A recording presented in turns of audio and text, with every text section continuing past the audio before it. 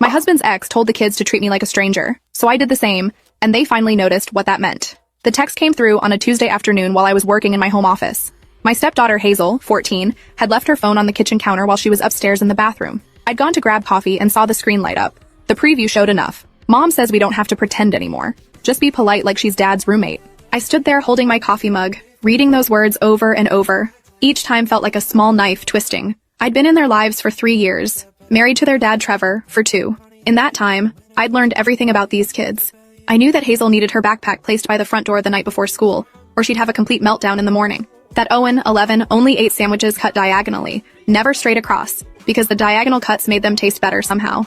That both kids needed their permission slips signed exactly 24 hours in advance, because their mom would inevitably forget until the morning they were due, creating absolute chaos. I knew that Hazel's anxiety spiked before every single math test, and she needed someone to quiz her repeatedly, using the same voice, the same patience, until the numbers finally clicked in her brain. That Owen had recurring nightmares about getting lost in crowded places and needed someone to check that all the doors and windows were locked before he could fall asleep. That Hazel secretly still slept with the stuffed elephant her grandmother had given her before she died, even though she'd never admit it to her friends.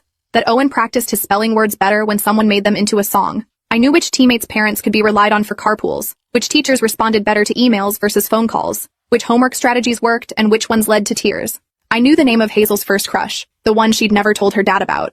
I knew that Owen was being quietly bullied by a kid in his class, but was too ashamed to tell anyone. I knew all of this because I'd paid attention, because I'd shown up, because I'd cared. Their biological mom, Vanessa, had been poisoning them against me slowly since the day Trevor and I started dating. Little comments dropped casually into conversations. How I was probably temporary. How real families don't include replacement. How their dad would eventually come to his senses and realize what he'd lost. She'd skip her weekends with them, then tell the kids I'd probably convinced their dad she shouldn't come around as much. She bought them new phones specifically to text them during our family dinners, asking what I was feeding them, if I was being nice to them, reminding them constantly that she was their real mother and I was just someone passing through.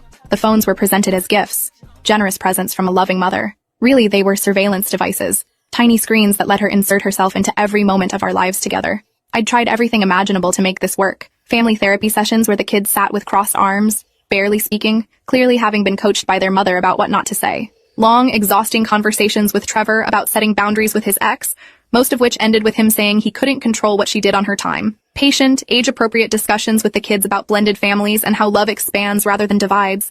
How caring about me didn't mean betraying their mother. Nothing worked.